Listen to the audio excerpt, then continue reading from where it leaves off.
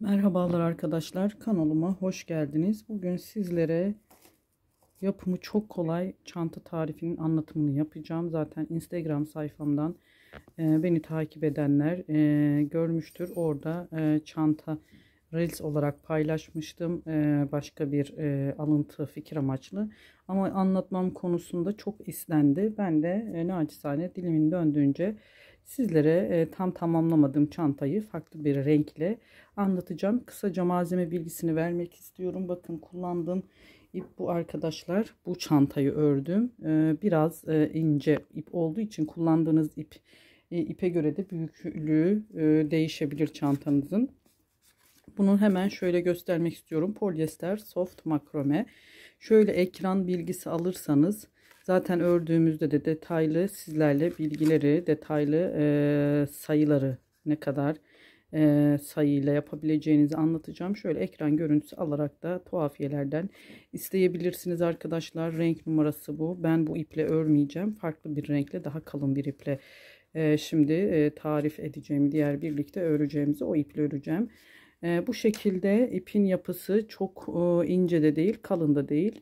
İdeal, normalde standart çanta örülen iplik. Arkadaşlar supla ve runner'larda da çok güzel kullanılabilir bir iplik. Hemen şöyle çok kibar bir görüntüsü oldu.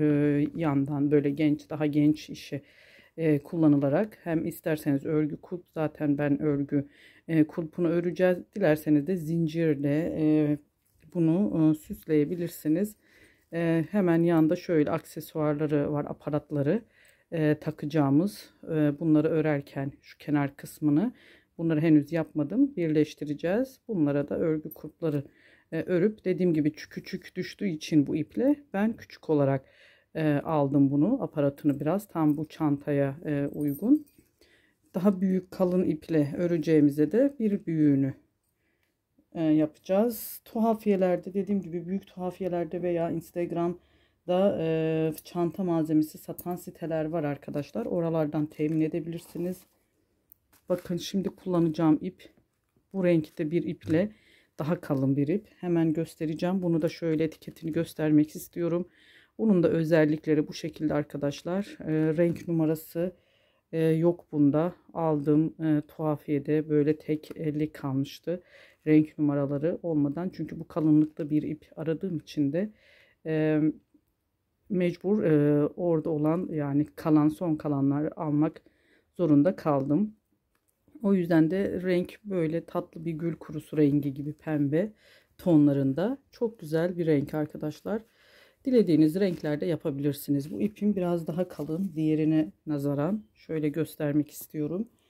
Hemen bakın, yan yana tuttuğumuzda bu ipimizin kalınlığını siz de görüyorsunuz. Kalın oldukça çantanızda daha böyle dolgun ve büyük olacaktır. Tabii başlama sayılarıyla da alakalı. Şimdi tığımı da sizlere söyleyeceğim. Kaç?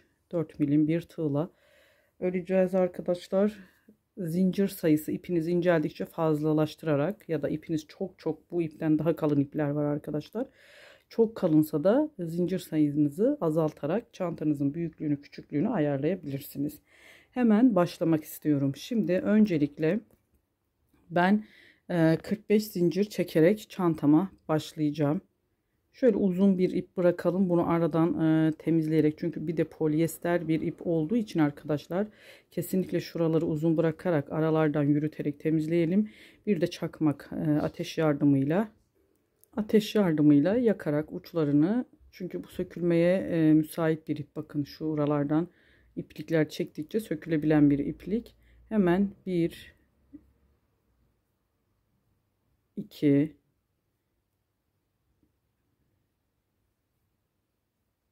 3 4 45 adet zincir çekiyoruz, devam ediyoruz. Çok sıkı çekmeyelim, çünkü batma payı olacak. Şu arkalarda sıkı yaparsanız zorlanırsınız. 45 zinciri çekelim, birlikte örmeye devam edelim. Evet, 45 adet zincirimizi çektik arkadaşlar. Şimdi hemen sık iğneye geçiş yapacağız. Çeviriyoruz. Düz tarafı bize bakmayacak şekilde şöyle yana çevirdiğimiz zaman şu ilk dalına normal bir tane sık iğne, ters tarafa kalan yerlerine sık iğne yapıyoruz. Sonrasında çapraz sık iğne olarak devam edeceğiz. Böyle ilmeğimize takıyoruz. Bakın buna. Sonrasında sıradaki ilmeğe, zincir üzerindeki ilmeklerimize bu şekilde üçünü birden çıkıyoruz. Önce ilmeğimize takıyoruz. Sonra çıkarıp üçünü birden bu şekilde çapraz sık iğneler öreceğiz. Sonuna kadar 45 zincir çekmiştik. 44 adet sık iğnemiz olacak arkadaşlar bu sırada.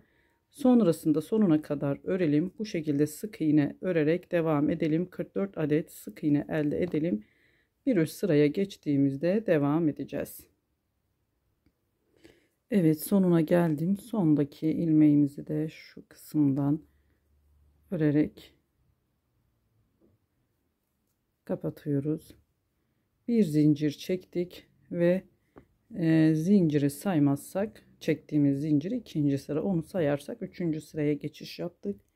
Şimdi üçüncü sırada hemen şu çektiğimiz zincir değil, bakın bu çektiğimiz zincir arkadaşlar, kapatmıştık. Hemen şu kısma, yanındaki ilmeğe bir sık iğne yapıyoruz. Normal bir sık iğne.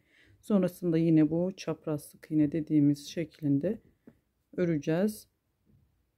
Şu kısımlardan tek dalını almayı unutmuyoruz her seferinde ve arka dallarına, bakın şu kısımlara batarak ilerleyeceğiz. Sürekli çantamızın sonuna kadar. Modelimiz bu şekilde. 20 tane sık iğne örelim. Ortaya geldiğimizde artırmalarımız olacak. 20 sık iğne sonra tekrar buluşalım.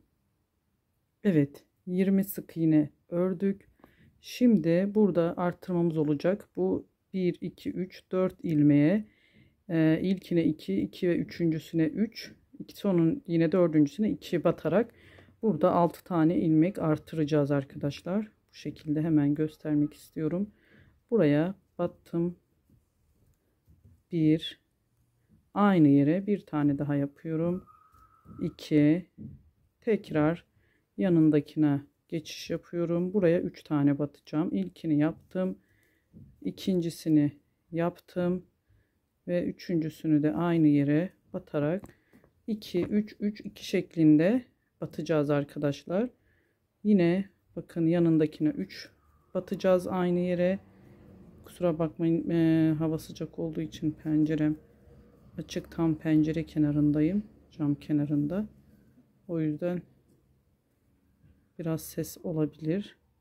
Hemen yine dördüncüye 2 batıyoruz. Burada ne yapmış olduk? 6 ilmeğimizi 6 tane sık iğne artırmış olduk. Şimdi sırasıyla yine sonuna kadar 20 tane sık iğne öreceğiz arkadaşlar. Buraya kadar 20 sık iğne örelim ve bir üst sıraya, dördüncü sıraya geçiş yapalım. Tek tek örüp geçiyoruz. Evet, 20 sık iğnemizi yaptık. Şu 20.yi göstermek istiyorum, nereye battığımı. Bakın yine arka dalından son ilmeğimizi de alarak tamamlıyoruz.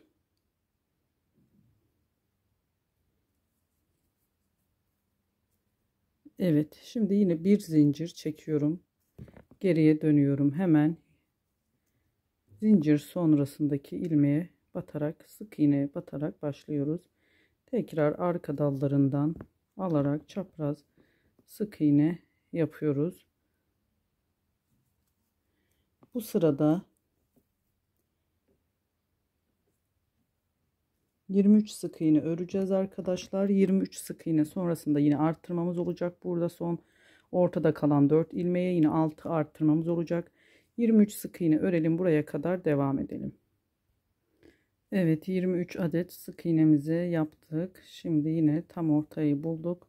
Burada da yine 4 ilmeğe 2 3 3 2 şeklinde arttırmalarımız olacak. Hemen ilk ilmeğimize 2 tane aynı yere batıyoruz. 2 sık iğne yaptık. Bir yanındakine geçiyoruz. Buraya 3 sık iğne yapıyoruz. Aynı yere ikinciyi yapıyorum. Üçüncüyü yapıyorum. Ve yanına geçiyoruz arkadaşlar. Bakın buraya da 3 tane yapacağım. İlkini yaptık. İkinciyi yapıyorum. Ve 3. Şimdi yanındakine dördüncü ilmeğimize de 2 batarak burada da 6 tane sık iğne arttırmış olduk. Evet, şimdi sonuna kadar yine 23 sık iğneyi gelelim son kısmına kadar, sonrasında üst sıraya geçeceğiz. Evet arkadaşlar, 23 sık iğneyi de yaptık sonuna kadar.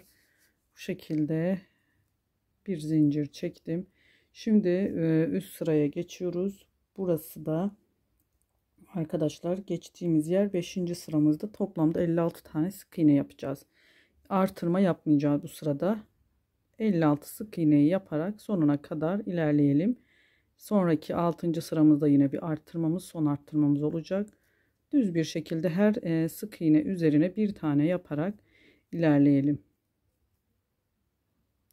Sayarak ilerlerseniz yanlışınız, eksiğiniz de olduğunda erken fark edin. 56 sık iğneyi yapalım. Hiçbir arttırma yapmadan sonuna kadar gelelim ve sonraki sıraya geçelim.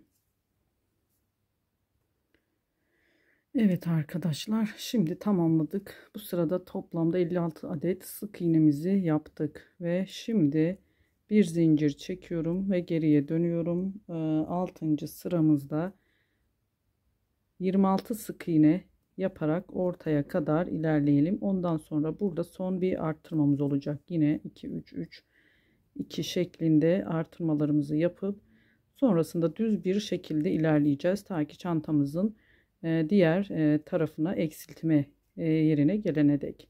Kaç sıra öreceğimizi de ben size söyleyeceğim. 26 sık iğne örelim buraya kadar. Sonrasında artırma yapacağız. Evet arkadaşlar, 26 tane sık iğneyi ördük. Şimdi buradaki arttırmalarımızı da yapalım. Hemen hızlıca çantamızı büyütmeye devam edelim. Şimdi buraya ilk 2 tane ilmek batıyorum aynı yere. Yanındakine 3 tane batıyorum. 2 de burada arttırmış oluyoruz. Üçüncüyü batıyorum arkadaşlar. Bir yanındakine yine 3 ilmek.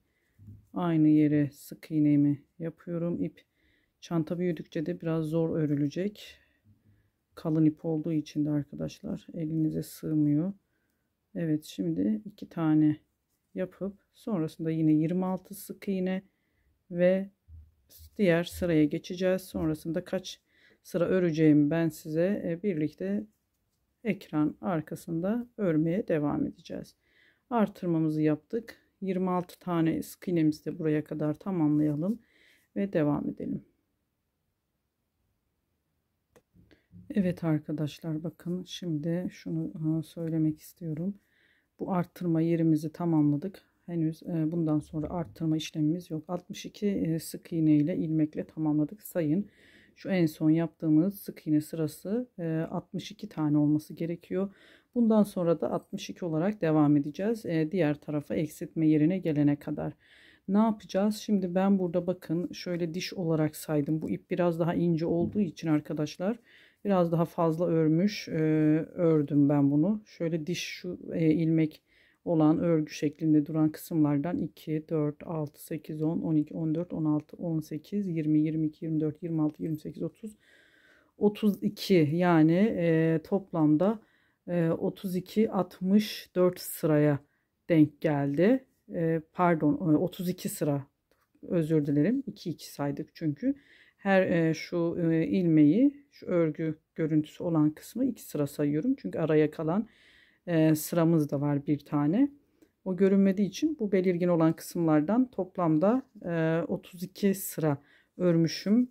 Ta ki arttırma yerini saymıyoruz. Çünkü eksilterek devam edeceğimiz kısma kadar 2, 4, 6, 8, 10, 12, 14, 16, 18, 20, 22, 24, 26. 26 tane 20, yani şu dişlerden siz sayarak yaparsanız daha anlaşılır olur. Şöyle göstermek istiyorum. Bakın 2, 4, 6 sıra yaptık. 6 sıra yaptıktan sonra şu dişler her bir diş 2 sıraya tekabül ediyor. Bundan sonra ne saymıştık? 26 olana kadar, yani 26 sıra yapmıştım. Bu ince bir ip olduğu için Ama bunda 26 sıra yapmamıza gerek kalmayabilir. Çünkü ipimiz daha kalın arkadaşlar. Kalın olduğu için bakın başlangıç sırasını da aynı yaptık ama uzunluğu bundan daha büyük görünüyor. Aynı 45 zinciri bununla başladık. 45 zincir ip kalın olduğu için fark edebiliyor. Bunu söylemek istemiştim. Bakın yanlardan da ölçerseniz bu şekilde devam edelim. Biz 26 sıra değil de 22 sıra olana kadar bunu örelim biz. Yani şu dişler buradan itibaren 1 2 3. Yani bundan sonra bu 18 sıra daha 17 19 sıra daha örelim. Ondan sonrasında da bakalım çantamızın siz daha fazla yapmak isterseniz tabii ki genişliğini siz ayarlayabilirsiniz. Boyutuna bakalım. Ondan sonra şu dişlerimiz 22 olana kadar devam edelim. Boyutuna birlikte bakarak sonrasında örmemiz gerekirse örelim birkaç sıra daha. Eğer boyutu tam olduysa eksiltme kısmına geçeceğiz. Eksilterek çantamızı tamamlayacağız arkadaşlar. Sonrası zaten daha kolay ilerleyecektir. Şimdi örmeye devam ediyoruz. Hiçbir arttırma daha yok. 62 ilmekle arttırma kısmını tamamladık. Şimdi 62 ilmekle artık bundan sonrasını düz bir şekilde örerek ilerletiyoruz. Ta ki şu diş sıraları göründüğü gibi şuradan göstermek istiyorum. 1, 2, 3, 22 olana kadar örelim arkadaşlar. Sonrasında devam edelim. Evet arkadaşlar, şimdi çantamızı ördüm. Kaç sıra ördüm şimdi sizlerle paylaşacağım. Bakın başladığımız şu zincir kenarından itibaren, çünkü arka tarafı burası düz taraf olacak kısım. Burası ters tarafımız bizim. Tersten ekleyeceğim için buradan sayıyorum ben. Şu çıkıntıdan itibaren 1, 2, 3, 4, 5, 6, 7, 8, 9, 10, 11, 12. Yani 12, 2, 4, 6, 8, 10, 12, 14, 16, 18, 20, 22, 24 sıra toplamda ördüm ben. Şimdi bundan sonrasını eksiltmeye gideceğiz. Eksiltmeyi yaparken de başta nasıl arttırdıysak aynı 6 ilmek 6 ilmek eksiltmemizi yapacağız. 26 sıra 26 sıraydı pardon, 2 4 6 8 10 12 14 16 18 20 22 24 sıra ördükten sonra bir zincir çekiyorum. Şimdi hemen yanındakine sık iğne yaparak başlayıp 26 ilmek örüyoruz arkadaşlar. 26 ilmek sonra eksiltmemiz olacak. 26 sık iğne örelim. Sonra yine 2 3 3 2 diye eksilteceğiz. Yani sistem aynı. Başta da arttırma yapmıştık. Şimdi eksiltme yaparak çantamızın diğer tarafını tamamlayacağız. 26 sık iğne örelim buraya kadar. Sonrasında devam edelim. Evet, 26 sık iğne yaptık. Şimdi 4 ilmeğe eksiltmemiz olacak. İlkini hemen bakın buradan yine ilmeklerimizi alıyoruz. Buradan öncelikle aldım. Bir tane de buradan alıyorum. 2 ilmeğimi tek şekilde çıktım. Tekrar buradan ilmeğimi alıyorum. Burada 3 tane keseceğiz. İlkini aldım.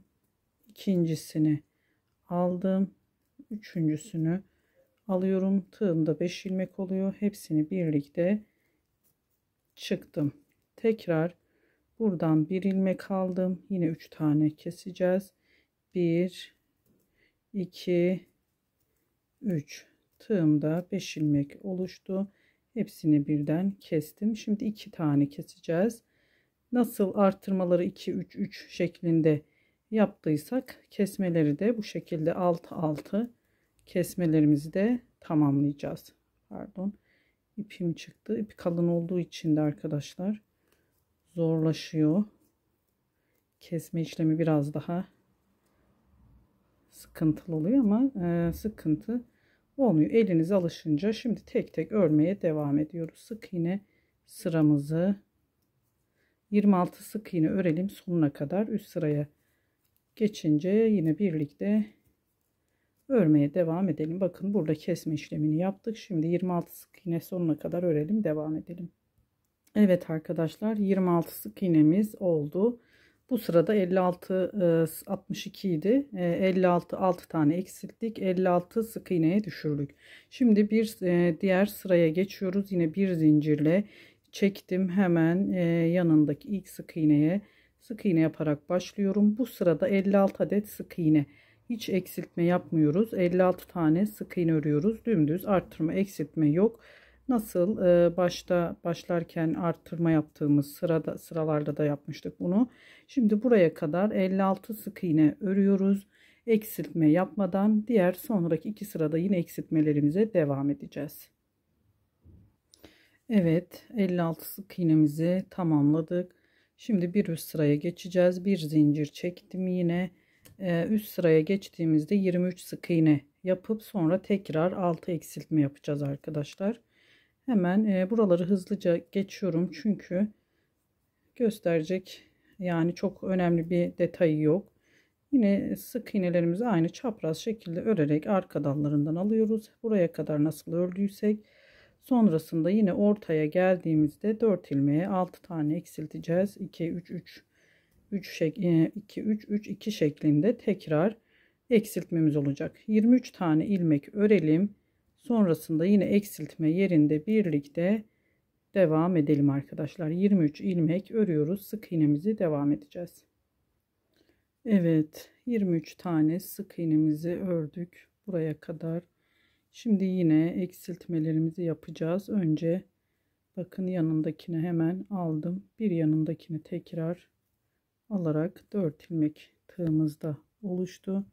Dördünü birlikte çıkıyoruz.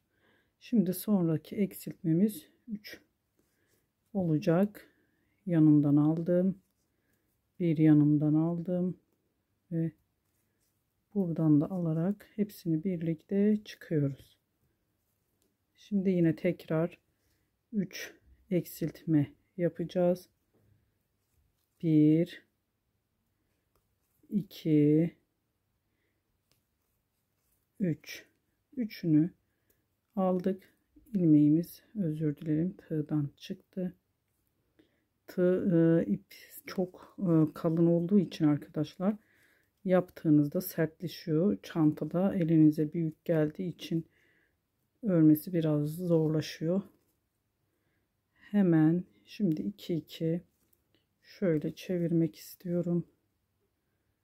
Bakın buradakini alıyoruz. Bir de burada bir ilmek alarak şimdi 2 tane kesme işlemi yaptık ve şimdi sırasıyla 23 sık iğne öreceğiz. Sonuna kadar yine tek tek bu sırayı da bu şekilde tamamladık. Zaten 2 sıramız kaldı. Üst sırada da yine son kesme işlemini yapacağız. Sonrasında çantamızın son sırasını örüp kenarlarından birleştirme işlemini gerçekleştireceğiz. Sonuna kadar 23 sık iğne örelim. Bir üst sırada buluşalım. Evet, şimdi üst sıraya geçtim. Bu sırada da 20 sık iğne örüyoruz ve 20 sık iğne sonrasında tekrar birleştirme yapacağız. Pardon, eksiltme yapacağız arkadaşlar. 20 sık iğnemizi ben hemen zinciri çekip geçtim. Dönemeçlerde ek kameraya vurduğu için de sizlerle bu kısmı paylaşacağım. Hemen 20 sık iğne örüyoruz ve sonrasında yine 6 tane eksiltme yapıyoruz. Son eksiltme sıramız olacak buraya kadar 20 sık iğne örüp devam edelim. Evet, 20 sık iğneyi ördük. Şimdi yine son eksiltme kısmını yapacağız. Çanta büyüdüğü için de ekrana zor sığıyor.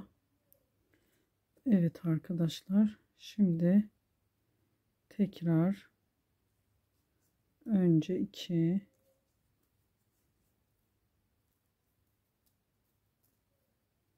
sonra 3 1 2 3 tekrar 3 keseceğiz. Şöyle çevirirsek çantayı tekrar 3 önce 1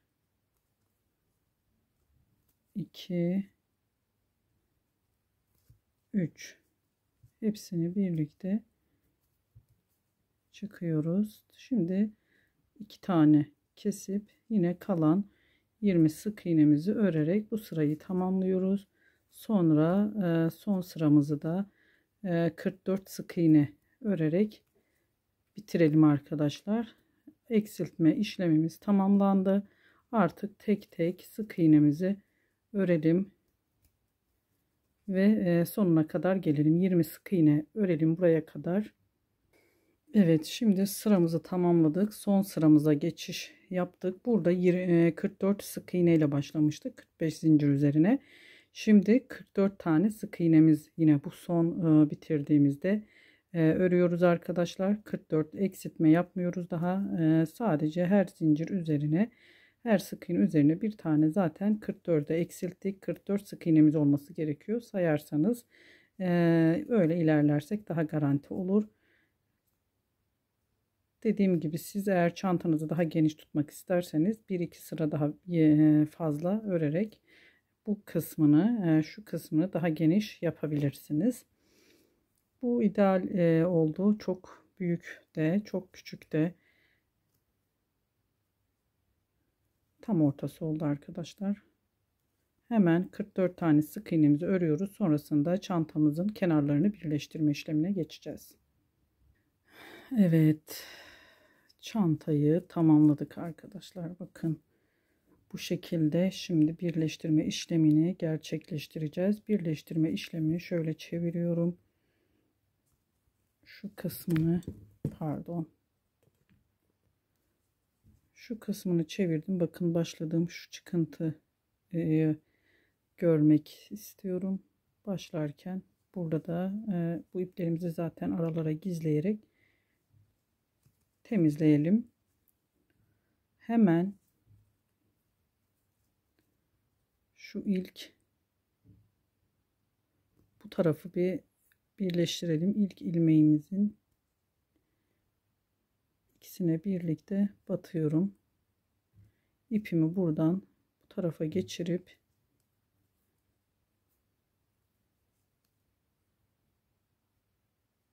bu şekilde birleştirmemizi yapacağız arkadaşlar. Şuraya bir zincir atmak istiyorum öncelikle. Bitirmiştik. Bunu zincirle kapatalım. İpimi buradan geçirdim. Aynı yere battım tekrar. Şu kısma, bu ilk sık iğnemiz oluyor. Kaydırma ile biraz zor olacak ilki. O yüzden şu ilmeğimizi biraz bol bırakırsak arkadaşlar, tekrar göstermek istiyorum. Aynı yere battım. Evet, şunu biraz bol bırakırsak ilkini şu aradan kolay çıkarmak adına.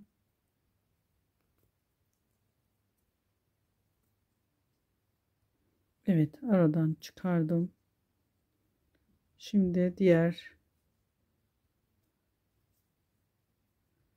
iki ilmeğe battım. Zaten üstte gözükecektir o ilmeklerimiz arkadaşlar. Hemen kaydırma tekniğiyle çıkarıyoruz. Hemen sıradakine battım. Kaydırma tekniğiyle çıkardım. Sıradakine karşılıklı bu şekilde sonuna kadar gelelim. Dibe kadar bu sıradaki ekleme işlemimiz tamamlansın. Evet arkadaşlar, bu şekilde buraya kadar devam edelim. Evet, sonuna kadar geldik. Bakın sondaki şöyle yaparsam şu iki ilmeğe de batıp burada 2 tane kalıyor. Onlar zaten kapanacaktır. Orayı bırakıyoruz. Buradaki 2 tane, bir zincir çekelim. Hatta 2 zincir çekelim. İyice sağlam olsun. İpimizi biraz uzun keselim. Aralardan gizleyerek çakmak yardımıyla, dediğim gibi, buraları şu kısımlardan temizleyerek, daha ince bir tığ yardımıyla, bu kalın olduğu için sık oldu.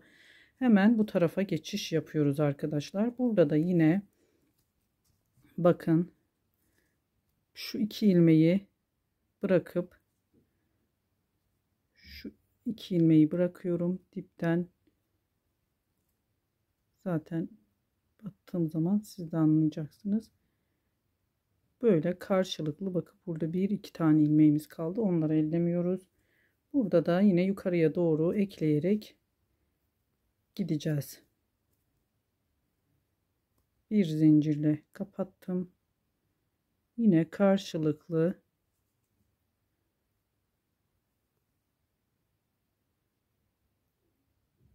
hem buradan hem buradan ilmeklerimizi alarak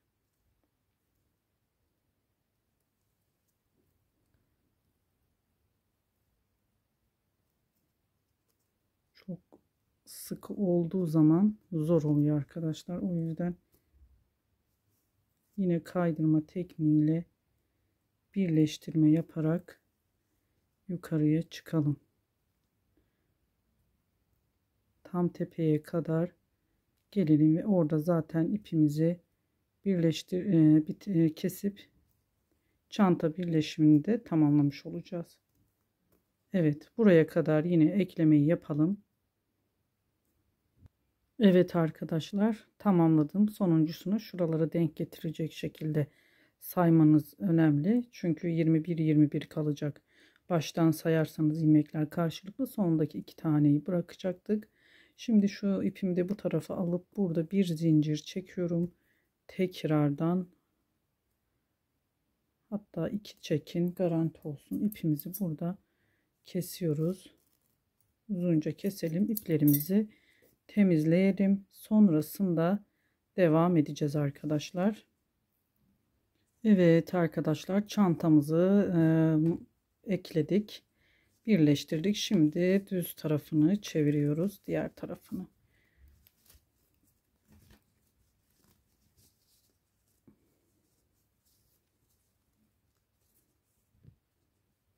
Evet, bakabilirsiniz, çok hoş oldu.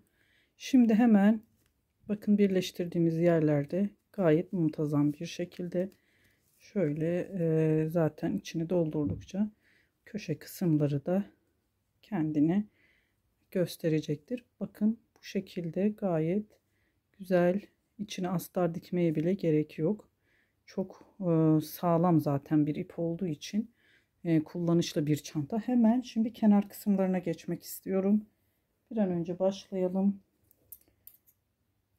Çok az bir aşaması kaldı. Kenarlarını örüp sonrasında aparatlarını takma işlemine geçeceğiz. Şimdi burada şöyle kenarından başlamak istiyorum. Kenar dediğim şu birleştirdiğimiz kısım, bakın burada belirgin arkadaşlar.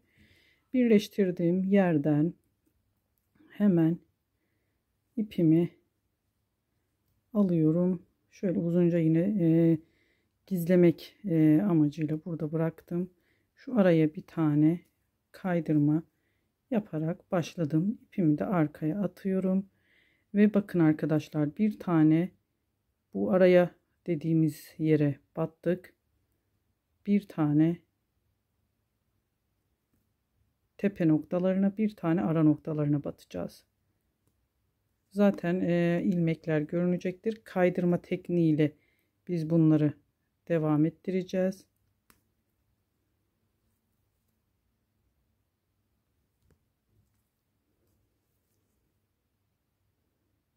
Burada görünüyor boşluklar.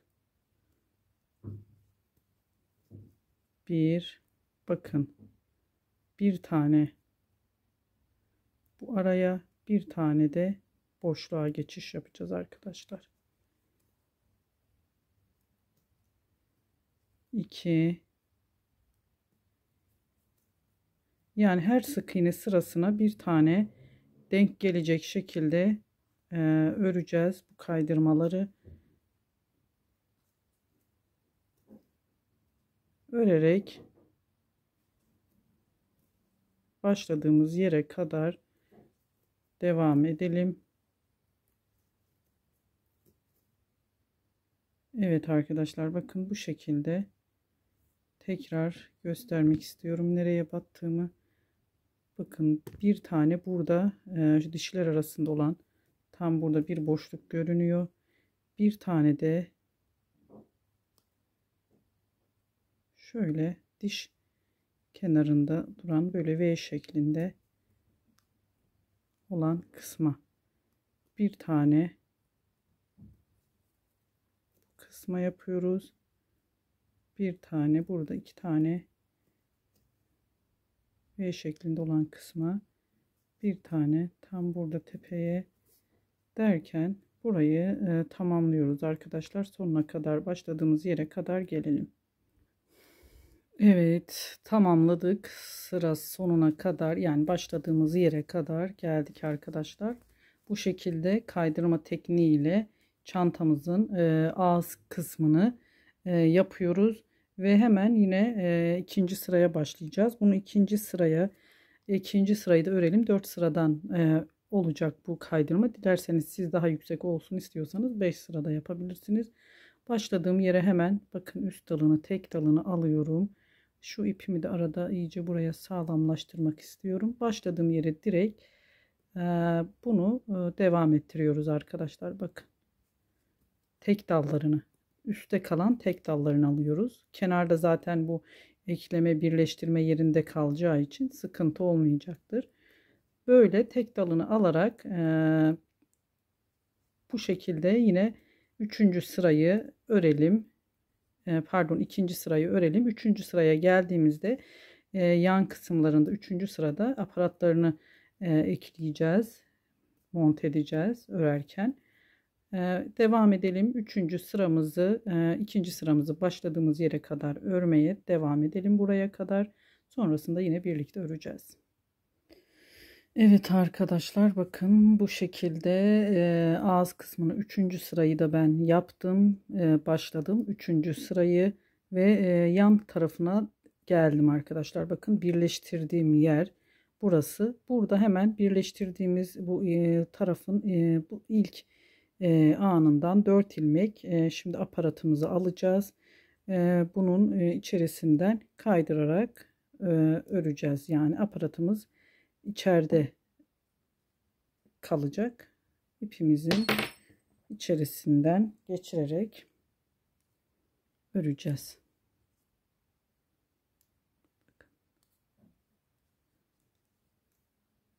Yine kaydırma yapıyoruz. 4 adet bu şekilde kaydırma yaparak zaten yan tarafa denk gelecek arkadaşlar. Bakın, siz bu düzelecektir. Örün. 4 adet 2 içerisinden alıyoruz. 3 4.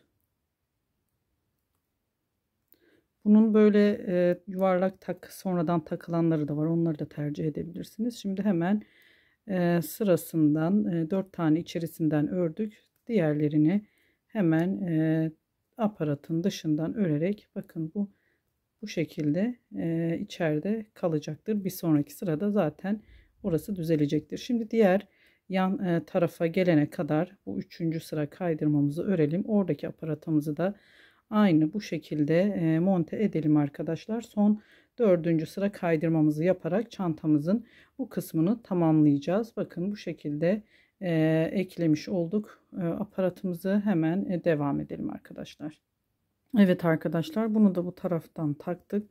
Şimdi sırasıyla son sıramızı kaydırmamızı yapalım. Burasını da gitmeyi unutmayalım. Yani şu kısımları da örerek son sıra kaydırmamızı yaparak dördüncü sırayı, çantamızın bu kısmını bitirelim. Evet arkadaşlar, bakabilirsiniz. Şimdi tamamladım çantamı. Dediğim gibi zincir sayısını siz eğer daha kısa olsun istiyorsanız 45 değil 41 zincirli, ama tek sayılı zincirlerle başlamanız gerekir. 45, 43, 41, 39 bu şekilde, yani dar şu genişliğini söylemek istiyorum. Şimdi size bunun ölçüsünü ben söyleyeceğim. Genişliği ne kadar, uzunluğu ne kadar oldu. Bakın, 21 santim 19 santim uzunluğunda. Genişliği de şöyle, zaten polyester bir ip olduğu için örgü modelinde de açılabilen bir model. Genişliği de şöyle 28 santim oldu. Ben bu şekilde tamamladım. Burada ipimi kestim. Bunu da buraya monte ettim. İpimizi aralardan temizleyerek halledelim. Şimdi kulp kısmına geçeceğiz. Kulp kısmı için de yine bu şekilde bir aparat takılmalı. Buraya kurplarını örerek başlayacağız. Siz buna zincir de takabilirsiniz. Hazır. Hemen göstermek istiyorum. Bakın. Böyle hazır. Hoşunuza gidiyorsa zincirle de gayet güzel bir çanta elde edebilirsiniz. Hemen sonrasında en son kurpuna geçmeden önce plastik mıknatıslı kapatı yani kilidi öne bu iç kısmına dikeceğiz. Ondan sonra siz dilediğiniz şu ön kısmına farklı süslemeler, aksesuarlarla da süsleyebilirsiniz arkadaşlar. Şimdi ben kulp kısmını başlayacağım. En sonunda bunların dikimini size nasıl dikeceğimi göstereceğim. Kulp kısmı için bu şekilde çantamız. Evet arkadaşlar, şimdi hemen kulp kısmını bu şekilde başlıyorum. Bir zincir çektim. Tekrar alttan ipimi alıp sık iğne yaptım. Ve geri çeviriyorum. Şuradaki tek görünen ilmeği aldım.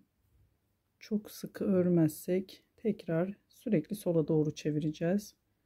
Şu iki dalını zaten arkada belirgin görünecektir. Tekrar çevirip iki dalını bu şekilde, uzunluğunu ne kadar istiyorsanız siz ona göre yapın arkadaşlar. Ben de şimdi ilk çantam denemem olduğu için ben de şimdi öreceğim bayağı bir uzunluğunu, ona göre kendi zevkinize göre nasıl kullanmak isterseniz ya da sipariş olarak örecekseniz de müşterinizin istediği santim uzunluğunda örebilirsiniz ya da standart çanta kurpları uzunluğunda da örebilirsiniz.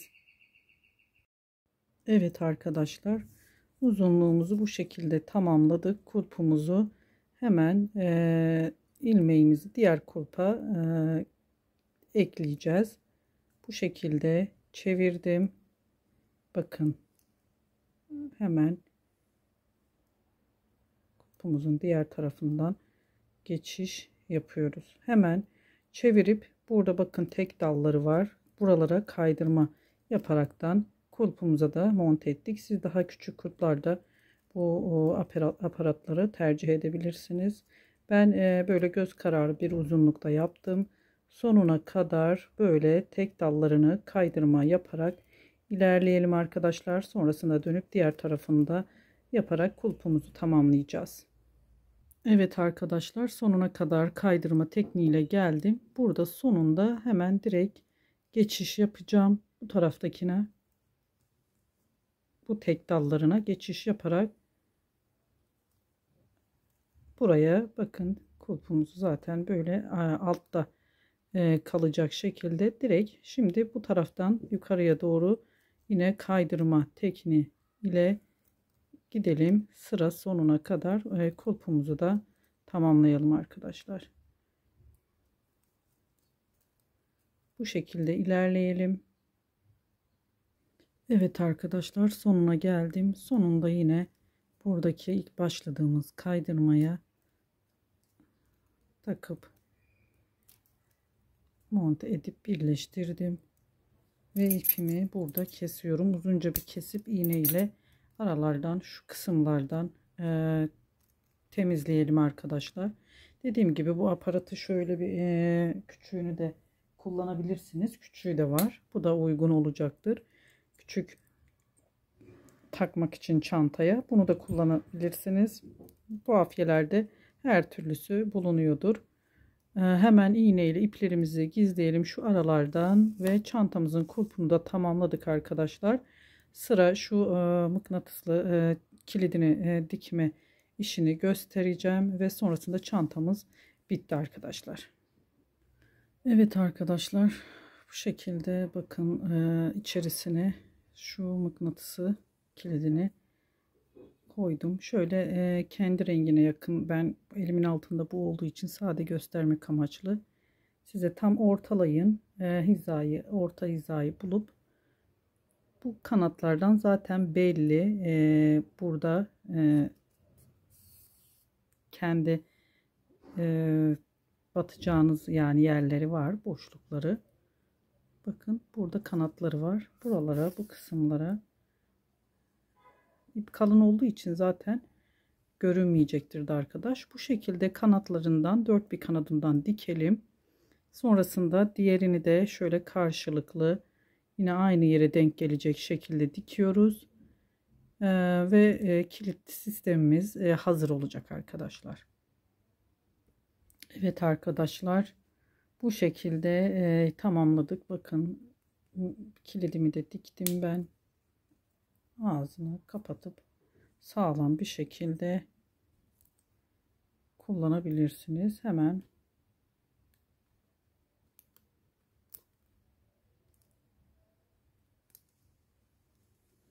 kulpumuzu da takıyoruz. Kulpumuzun düz kısmı burası.